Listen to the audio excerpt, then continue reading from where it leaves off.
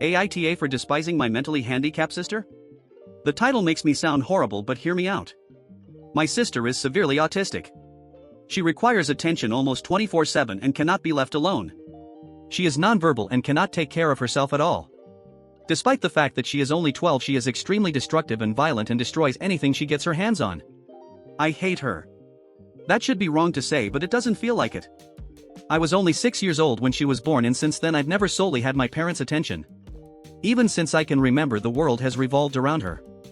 I was moved out of my room into the basement at 7 because she needed to be in the room next to my parents. All of my toys as a child were destroyed by her, and my parents simply ignored me when I complained.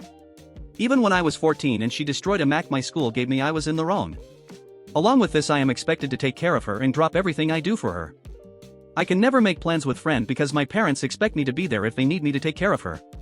Even when I do somehow get time to myself, I am required to leave if they need me. If I do not, then I am punished. The recent example of this is when I went to see the new Spider-Man movie and was grounded because I turned my phone off in the theater. It seems as if I am nothing more than a slave to them, and anything involving her simply overshadows me. This last week I was chosen to give a speech at a school event. I was so excited, and my parents promised to be there, but they never showed and claimed it was because of my sister. Anytime anything like this happens for me, they are too busy with her. I've held this in for so long, and it finally spilled out today. While talking about colleges with my father, he joked that I should get a degree that pays well so when they're gone I can take care of my sister. I don't know why, but this caused me to break down. I cried and screamed about how it always about her. I'm nothing more than a caretaker to them, that they always make it about her, and that I'm expected to be her slave for the rest of my life. I've locked myself in my room since then, and my parents have not come to check on me. Am I the asshole here? Update. Well, since that day I made the post, I've been staying with my grandfather. The week's been honestly a huge change for me, for better and for worse, but I'll try to run it down. I started by telling my grandpa the story of why I broke down the way I did, and to be honest, he seemed horrified. No one in my family knew my parents were using me as essentially a free care service for my sister. My grandpa told me some things that I don't feel comfortable repeating here, but in essence my sister is supposed to be getting care from a professional, and that my parents were ignoring that. Along with this, I was not supposed to be caring for her at all with her mental state, as apparently she is a danger to herself and others. With everything else I told him, along with stuff like the movie Indecent, he was really mad and told me to not contact my parents without him there. He pretty much told me that he would be meeting with my parents beforehand and that he was going to be there when I sat down with them. It didn't end here either. The rest of the week consisted of other family checking in on me and telling me things my parents hid from me. This included the fact that my parents have been taking money from family to fund a caretaker that doesn't exist. Suffice to say, this week has been rough. But the upside is that even through all this, my extended family has been giving me more love than I've felt in a while. My grandfather spent this last week making up for the time I've lost, encouraging me to spend time with friends and do things I want to do. My aunts and uncles have also been helping me through the week. Well, Saturday night I sat down with parents to talk. It went badly, to say the least. They came clean to me about everything. They told me things I will not repeat here. But they did not apologize. My parents still claim that I somehow owed my sister my time. My father even saying, "You were put here to be her caretaker." I won't lie and say I was composed. After everything I learned, I confronted them on the fact that my sister needed a caretaker, the money my dad was taking from his sister, and a few other things. They denied it or made excuses. And in the end, we ended off in a worse place than before. Today will be my last time talking to them for a while. After talking with my grandfather and uncle last night, I'm not going back. Later today I'm going there and picking up my stuff and moving in with my grandfather. When I graduate high school, I'm planning on leaving the state to go to school. My aunt has told me that the money she was sending my dad will instead be coming to me from now on. My parents have called me twice since Saturday, neither of them were to apologize and only ask when I was coming home. I won't be going back to them. Right now I still feel pretty uneasy about everything, but I feel like that will pass. The rest of my family is showing their support to me, and honestly, it feels great. But in the end I lost my parents. Over all of this, I've learned something that I wished I saw earlier. I don't hate my sister. In fact, I love her with all my heart. I should never have projected my hate onto her. That was wrong, and someday I hope to make up for it. But for now I need to leave. So, there's my update. Thanks again for the support my original post got. I really appreciate everyone who took the time to comment or show me support. Thanks you. Edit, thank you all so much. I wish I could respond to every single one of you, but my lunch only lasts so long. I'll update tonight how the move out went, but until then, thank you all. I want to say that your support has been amazing and your kindness means more to me than anyone could ever imagine. Late edit, wow, I never imagined my story would reach the popularity it did. I know it's kinda cliche and I've said it 1,000 times, but thank you all. We just got back from moving my things out of my parents' house.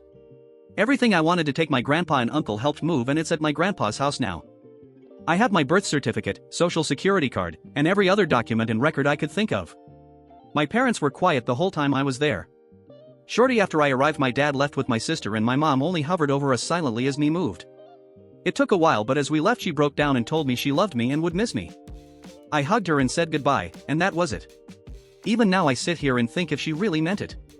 After this whole week of her not saying anything, she waited till the end. I hope she meant it. Right now though, I think I just need to look ahead. Maybe one day me and my parents can reconnect. I hope so. Thank you all for the advice and love. It's been amazing, and I'm glad that through this experience I at least got some positive out of this mess. Will I come back? I don't know. If something happens and you guys still want an update, I'll maybe come around again. But for now I'm going to move on. For all those out there who shared their stories with me, thank you, and I hope to see you on the other side. See you Space Cowboys, smiley face. AITA for trying to compromise in an argument I started? I, F26, started an argument with Nina, 20F, in my college filmmaking class. We're in a group with Joey, 24M, and working on our final project, a 5 to 15 minute short film. Following the previous project, I'm doing the script, Nina's doing the shot list, and Joey's doing the storyboard. For some context, the professor won't let us as the directors act in what we're writing, so we need to find friends/other classmates to be the actors. Nina hung up some flyers around campus asking for actors, and 3 people responded. I reached out to 2 other people, so 5 actors out of 5 characters have responded with interest. The argument started earlier today, when we started talking about when to film. We found that this Thursday at 2 p.m. would work, but so far only 2 actors said they were available, and Joey wouldn't be present. Something else the professor requires is that all of the directors must be present for any filming. I loosely have a problem with this, considering we're all college students with different schedules, and Thanksgiving is next week. Which might not seem like an issue, but there's a very limited amount of time after Thanksgiving and before finals, especially considering this assignment is due December 10th, and each of us have to do our own post-pro, including sound design, color grading, and editing.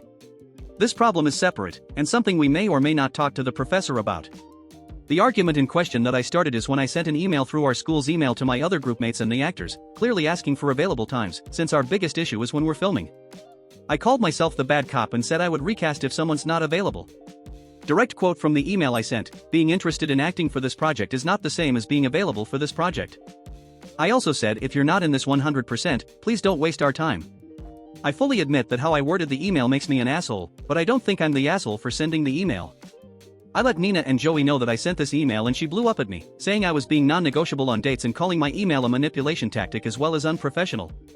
I argued back that interest and availability are 2 different things, and only one of the 3 people who emailed with interest continued to share times when they were free.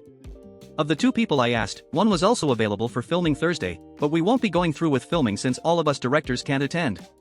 When I asked Joey what he thought, he tried to be the middleman and compromise with making a concrete filming schedule when all 3 of us would be available. I agreed to this, under the assumption that if previously interested actors were unavailable, we'd have to find new ones. Nina left after this and I haven't heard from her. I've been giving her space, but it's an MW class. AITA? Update. Hey Reddit, this is an update to a previous post I made, but the TLDR is I'm in a college filmmaking class and need to make a short film with 2 other people from class. We're not allowed to be the actors, so we put up some posters around campus.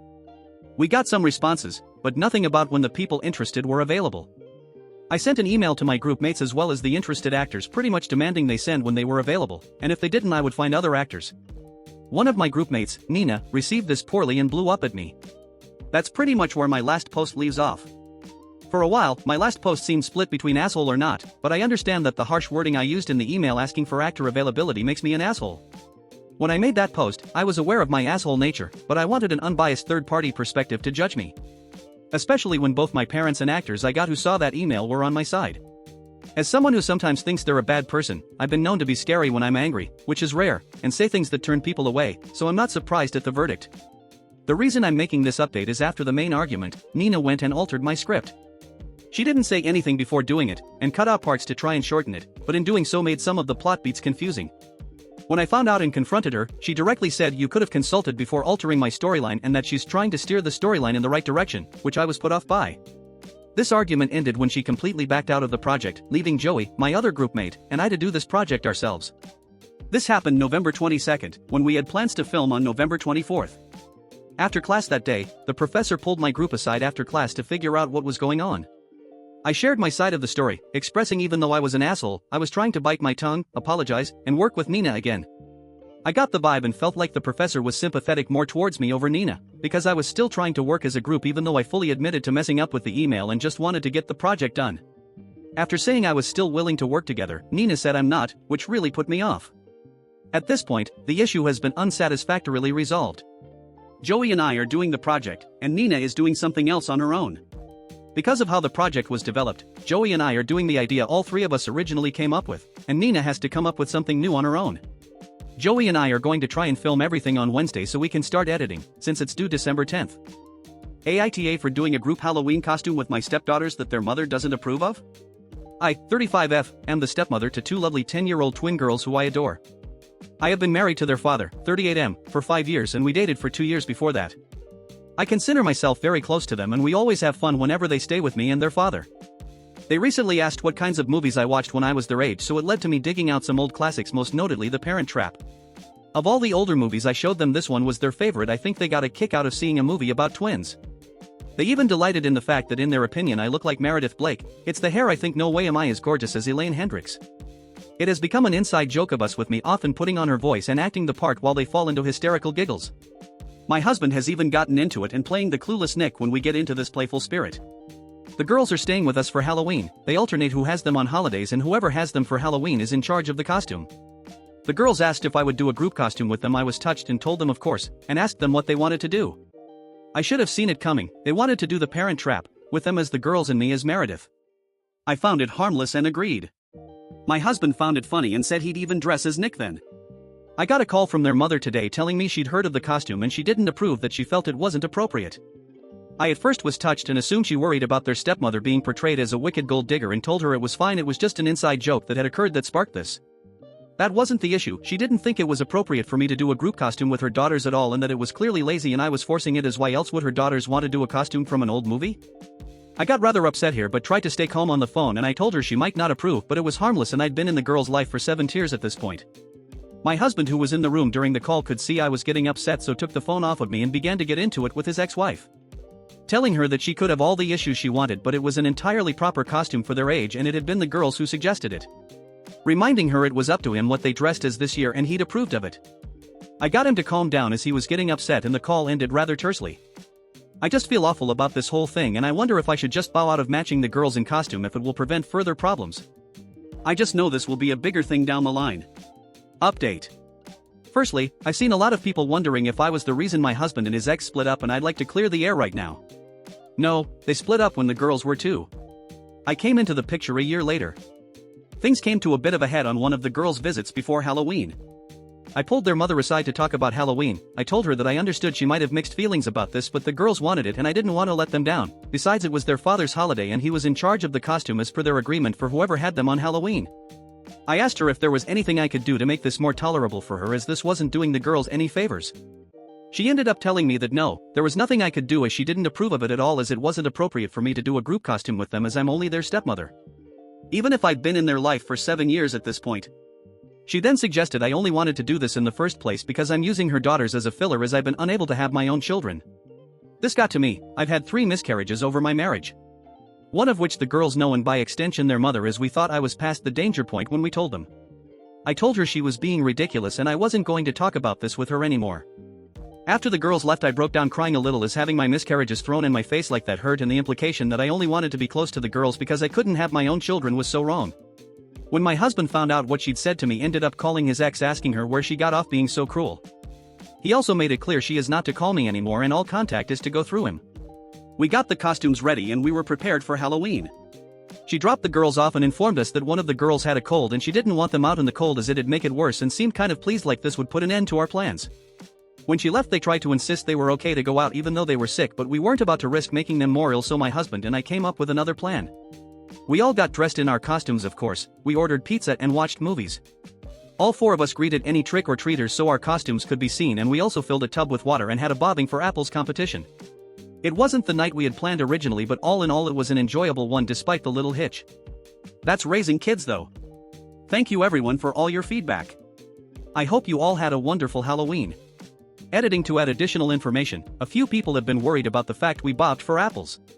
The girls love bobbing for apples on Halloween, and as we couldn't trick or treat, we took precautions to ensure they could at least do one Halloween thing they enjoyed. We made sure the water wasn't cold with towels on hand to dry off right away, and the one who was sick went last and the water was poured out after to ensure that the chance of the cold spreading about was limited. AITA for ignoring my family after they excluded me from Christmas, again? I, 29F, have not been on great terms with my family for a long time. My mom has spent most of my life doing everything she can to tear me down, and as of now I haven't spoken to her in almost 3 years.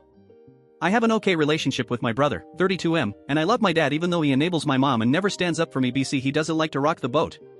Until a few months ago I lived pretty close to my parents, but I recently moved across the country and I don't have any friends or family anywhere near my new home. I love holidays and celebrations, but no one else in my family does. When I was younger they used to make fun of me or get frustrated when I would try to be festive around Christmas, and eventually I stopped trying. For the past decade my family hasn't done anything for any holiday, and I have become okay with that. However, my brother, who lives in a different state, got divorced a couple years ago and his ex took their house, so my parents bought a duplex in his town so that he could live on one side with my 4-year-old niece, and they could live part-time on the other. They still have their house in my hometown that they live in most of the year, but the last 2 years my parents have gone up to stay in their side of the duplex for the whole month of December, and they've celebrated Christmas with my brother and niece. Last year they didn't even tell me that they were going. I found out from my dad's FB. It hurt that they decided to celebrate Christmas all together and didn't even tell me, but I shook it off. This year though, they did it again. My dad called me on Christmas Eve and told me how much fun they were having as a family, then asked me what I was doing for Christmas. I told him I was doing nothing. I don't know anyone in my new city and my family is all celebrating Christmas without me. He paused like he didn't consider that, then quickly got off the phone. He later sent me a selfie of them all together saying Merry Christmas from Brother State. I didn't answer. Actually, I stopped answering at all.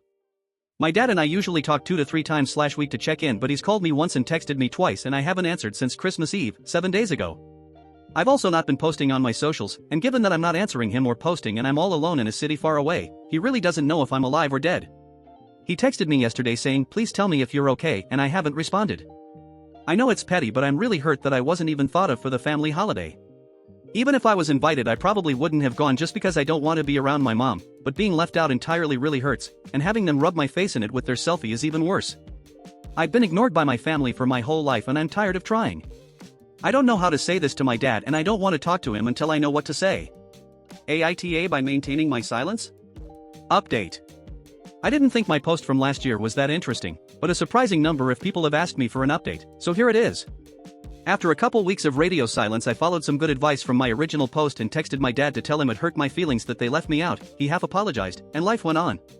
A lot of people pointed out that while my family was toxic, me ignoring my dad was also pretty toxic, and they were right. My family is super passive-aggressive and that is the only way I'd ever learn to handle conflict. And to answer some more comments, I have been in therapy for about 6 years, and after last Christmas I started working with my therapist on how to do healthier confrontation. It's still not something I'm super comfy with, but I'm getting better. I've also made a good number of friends in my new city and am doing pretty well all things considered. With my family, at the end of the day nothing has changed. They didn't really acknowledge my 30th birthday in spring, and most recently when I invited my dad to my grad school graduation next year he told me that he couldn't commit to it right now because he's waiting to see if something that he'd rather do comes up. My brother said he'd come, but he's already gone from a yes to a maybe, so I don't have high hopes. The good news is that it finally hurts less because I have more or less given up on having a real relationship with them. I'm never going to be loved or cared about by them the way I want to be, and I've come to accept that. As of now I have no plans for Christmas this year, but it's okay. My family sucks, but I'm really lucky in my friends, and I'm grateful for that. AITA for asking my 6WK postpartum SAL if she is excited to get back to work? I, 28F, have been with my husband, 31M, for 3 years, married for 2 and we have a 2.5 years old child. I'm currently 2M pregnant with our second and last child. When DH and I met, I was child-free by choice, and I was at the top of my career. When we had our child, I was devastated at the thought of going back to work. DH is a blue-collar man, also at the top of his field. We own our vehicles and he bought our home at 21 and has a fantastic interest rate. I lived frugally, well beneath my means, and had modest, but relevant, savings and investment accounts. We made the decision I would become a SOM until the second child enters kindergarten. It was the best decision of my life. My BIL met and married my SAL during this time. When I made my decision to be a SOM, we were discussing it at a family dinner and we actually had a small debate. Her argument was essentially I could never give up my career for my child. I can't give up that part of myself. My career is my passion and a big part of my identity, and it's sad when women lose themselves in motherhood. I'm very secure in myself and my choices, and I said that I'm glad she knows what she wants just as much as I do and left it at that. That was about a year and a half ago now. While they have a beautiful 6-week-old child, her first, his second, and I have tried to help without overstepping as we are not particularly close. This included a meal train and lots of babysitting my nephew, BIL's first child who is 4, while SAL and the NB are settling in. Here's the actual incident where I might BTA. We were at a family event today and I asked her if she is excited to get back to work as I know her mat leave is only 8 weeks. BIL went back to work weeks ago as I believe he only got 2 weeks. She looked at me super offended and shocked and told me she couldn't believe I would ask that. I clarified and said I knew how important her work is to her and that her clients were surely missing her. She is a fantastic, highly sought after beauty technician. Again, she looked at me highly offended and said something to the effect of, well, I have to go back to work. We aren't all spoiled brats, which honestly just ruined the whole vibe. I just looked at her like WTF and she walked away. Well, now the whole family is in a disagreement because apparently I was rubbing it in her face that I get to stay home and she doesn't. Half the family remembers very clearly that she herself chastised me for my choice and thinks she's being dramatic and hormonal. The other half thinks that I am a spoiled and I shouldn't shove it in people's faces. So there it is. AITA for asking her if she was excited to get back to work being a SOM myself? Do I apologize or what?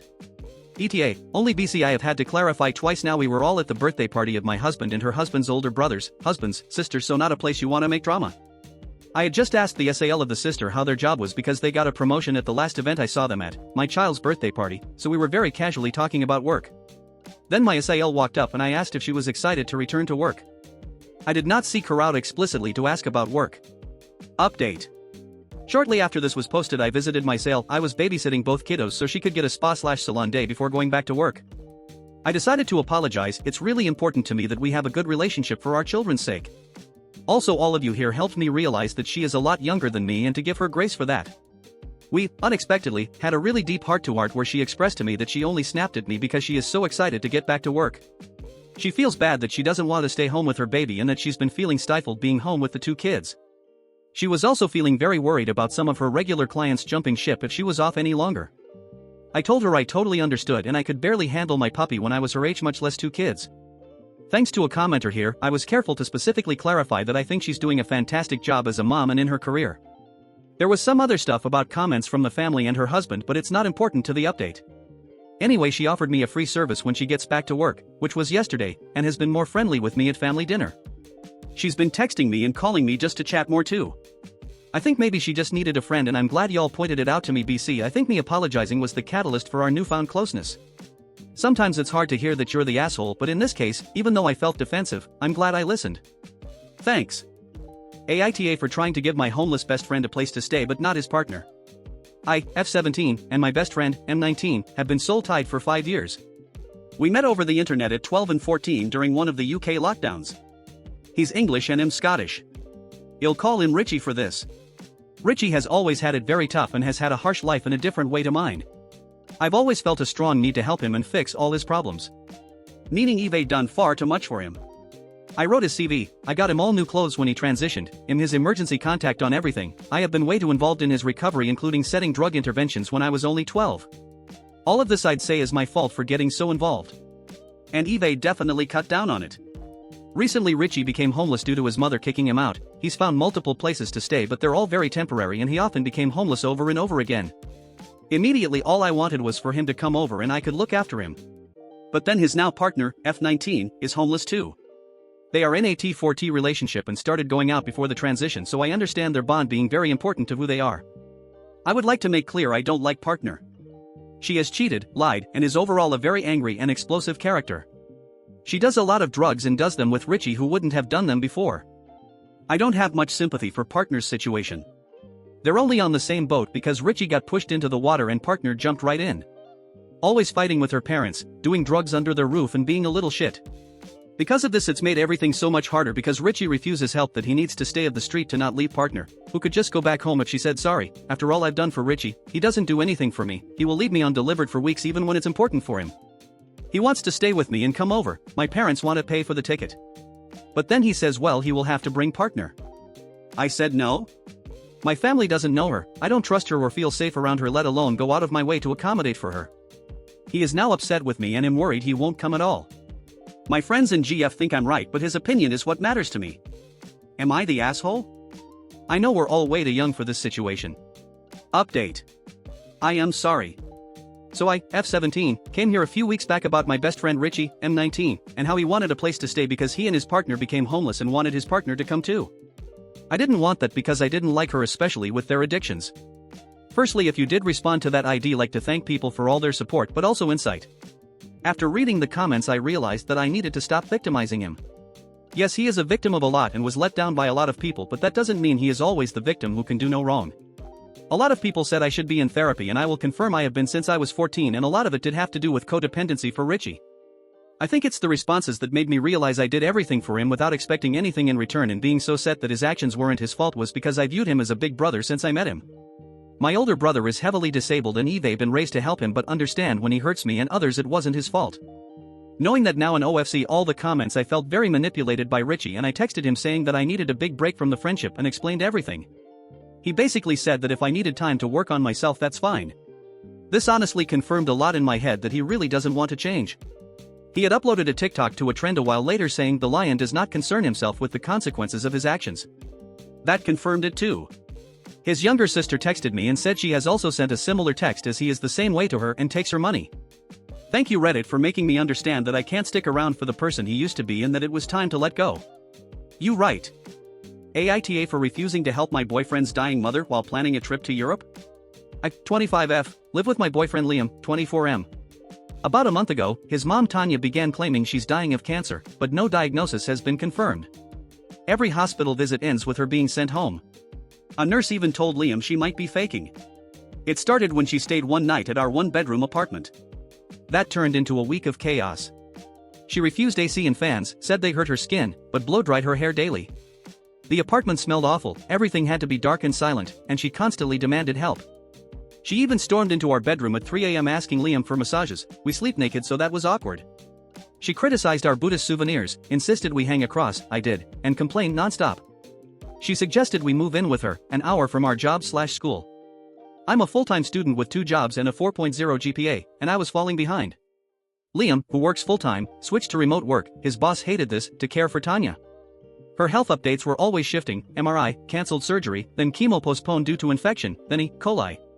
Always a new reason. No clear diagnosis or paperwork. When her husband David, who funds her lifestyle, was away, she made us go to her house to get her jewelry because she thinks he'll steal it when she dies. He's an alcoholic according to her.